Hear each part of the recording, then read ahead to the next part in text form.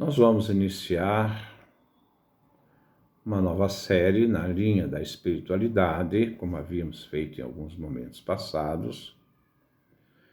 Vamos refletir a obra e ter o nosso comentário, a obra de Francisco de Osuna, Terceiro Abecedário Espiritual, um convite à conversão.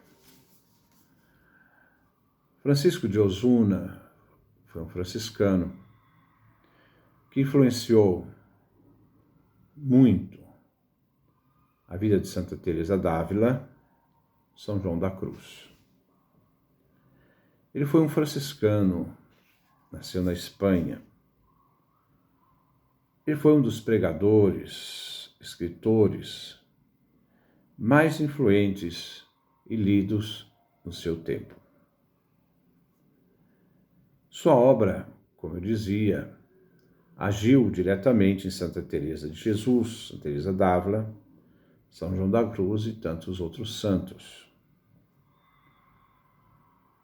Ele era uma pessoa muito estudada, piedosa.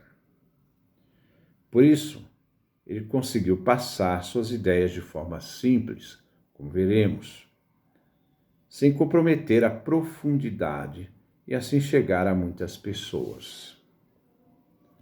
Seu ensinamento versa principalmente sobre o recolhimento interior. Nós vamos aprender várias formas de discernimento, várias formas de oração, para que nós possamos suplicar a Deus que a graça divina haja em nós e ela possa trabalhar em nós. Então, Francisco de Osuna nasceu em 1497 e morreu no ano 1541. A primeira coisa que Francisco de Osuna faz no seu livro é fazer uma dedicatória. Vamos fazer a leitura. Essa dedicatória foi dirigida ao ilustríssimo e magnífico senhor Dom Diego López Pacheco, Duque de Escalona, Marquês de Villena, Conde de San Esteban, primeiro oficial da Casa Real de Costela. No fim, que todos esperamos encontrar-se a felicidade, e no fim de toda boa obra está o descanso virtuoso e alegre.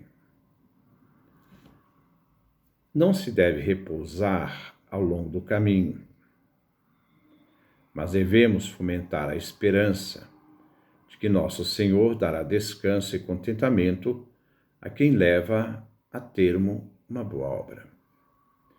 Esse caminho é necessidade de perseverança. Às vezes nós estamos querendo demais refrigério, sentar, para no caminho. Não, nós temos que continuar. A nossa vida é passageira, nós temos que continuar sempre, jamais desanimar. Penso que Deus, nosso soberano, levou a bom termo esta obra de Vossa Senhoria.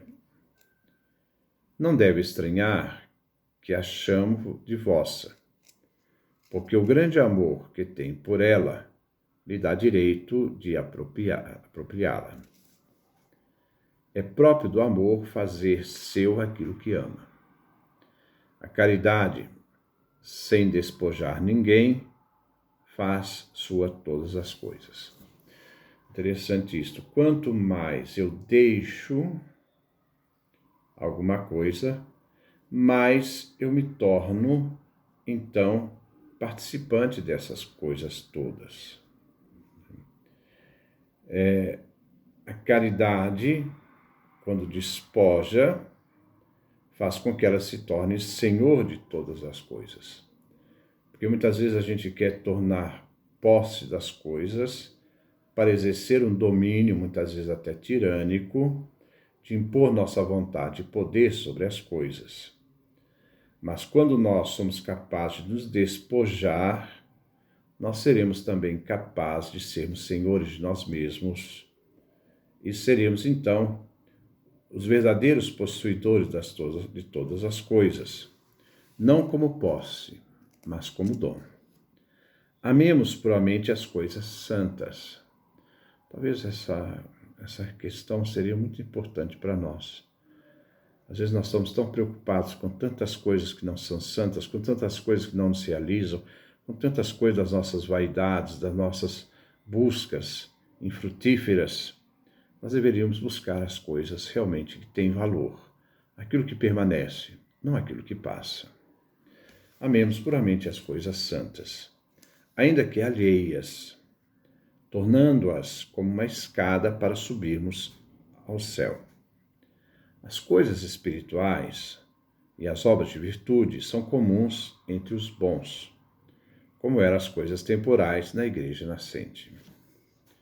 Ao recebermos um bem, o possuímos com mais segurança do que aquele que é fruto do nosso trabalho.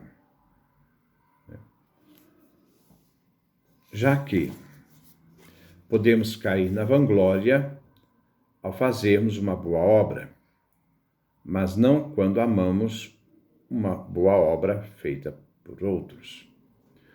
Há um pouquinho o princípio da vaidade, porque nós conquistamos alguma coisa, nós nos sentimos vaidosos com isto. Isso se serve de vanglória. Então, é melhor admirarmos aquilo que os outros nos dão, porque é a experiência dos outros que vão nos ajudar a crescer, a sermos melhores. Se tal como dissemos, o amor torna próprio o bem que ama, segue daí que aquele que mais amar, mais terá. Não como posse, mas como dom. Que nós devemos estar sempre livres, jamais apegados, livres de nós mesmos, livres dos nossos pensamentos, livres dos nossos desejos, que muitas vezes são mais buscas de vaidades pessoais do que realmente de uma vida, né, que procura estar totalmente imerso na graça divina, no amor divino. Podemos concluir daí que uma pessoa pode querer tanto a uma boa obra feita por outro que mereça mais do que aquele que a fez. Penso que o amor soberano do Pai e do Filho ordenou este modo de merecer para a consolação dos enfermos, como é o caso da Vossa Senhoria, podendo assim alcançar pelo caminho do amor o que lhe negam as forças. A fraqueza em nenhum momento deveria ser visto como uma questão de autodestruição, de maldição, não. Vamos ver isso aí como um bem, um benefício. Porque São Paulo diz, quando sou fraco, então que sou forte. Na nossa realidade, na nossa miséria humana, quando nós conhecemos aquilo que somos, nós conhecemos o barro que temos, nós nos lançamos na graça de Deus, nós nos tornamos mais senhores de nós mesmos. E mesmo diante das nossos limites, nós não nos entregamos, porque sabemos que o único sentido e a riqueza da nossa vida está sempre em Deus. Muitas pessoas apreciaram deste livro, mas gostaria de dedicá-lo a Vossa Senhoria, porque sinto que vosso amor excede ao de todos, mesmo ao meu. Quem mais ama, mais digno é. Nisso tento imitar o rei Davi, 2 Samuel, capítulo 12, versículo 25, que dentre aqueles que pensava para herdar o seu reino, quis escolher quem tinha mais amor de Deus. O mesmo fez nosso Salvador com São Pedro. Examinou-o apenas sobre o amor, já que, para ocupar o seu lugar e melhor representá-lo, o mais importante é que estivesse mais transformado no amor do que os outros apóstolos. Aqui nos faz lembrar o capítulo 21 do Evangelho de São João, aquele diálogo do primado de Pedro no amor, quando Jesus então pergunta a Pedro: Pedro, tu me amas mais do que estes, aqueles que estão ali naquela pesca. Jesus diz, você me ama mais do que estes, do que aqueles apóstolos? Jesus vai usar um verbo, o verbo agapao, significa esse amor universal, esse amor de entrega, caridade plena. Você me ama, Pedro? Pedro então vai responder, Senhor, tu sabes que eu te amo. Pedro não vai usar o verbo agapao, esse amor de se entrega, esse amor doação, esse amor universal. Pedro vai usar um outro verbo, o verbo filéu. E Pedro vai dizer a Jesus, olha, eu sou teu amigo. Sou teu amigo. Lembrando aquilo que Jesus diz, né? Ninguém tem maior amor, senão aquele que dá a vida pelos amigos. Vós sereis meus amigos, se fizerdes o que vos mando, amai-vos uns aos outros. Então, a figura do amigo. Pedro diz, eu sou teu amigo. Então, Jesus pergunta de uma forma, falando do verbo ágape, esse amor universal, essa caridade que se entrega totalmente, e Pedro, então, responde com outro verbo, o verbo filéu. No segundo momento, novamente, Jesus pergunta a Pedro, Pedro, Simão, filho de Jonas, tu me amas? É Pedro. Pedro diz, tu sabes que eu te amo. Jesus pergunta novamente usando o verbo ágape, de agapao. Significa, você realmente tem esse amor universal de entrega para comigo? Pedro novamente insiste com Jesus. Eu sou teu amigo, usa o verbo filéu. No terceiro momento, Jesus então pergunta, Pedro, tu me amas? Simão, tu me amas? Diz que Pedro entristeceu porque Jesus o havia perguntado a terceira vez. Só que Jesus agora não usa mais o verbo agapao, isto é, você tem esse amor universal, esse amor de entrega para comigo? Jesus vai usar o mesmo verbo que Pedro usa quando Jesus lhes perguntou. Jesus usa o verbo filéu, você é meu amigo? Tu me amas? Você é meu amigo? Pedro então responde, né? Senhor, tu sabes tudo, tu sabes que eu te amo. Novamente, Pedro insiste no verbo filéu, sou teu amigo. Porque Pedro é também aquele que é capaz de dar a vida pelos seus, como Jesus deu a vida por nós e pela igreja.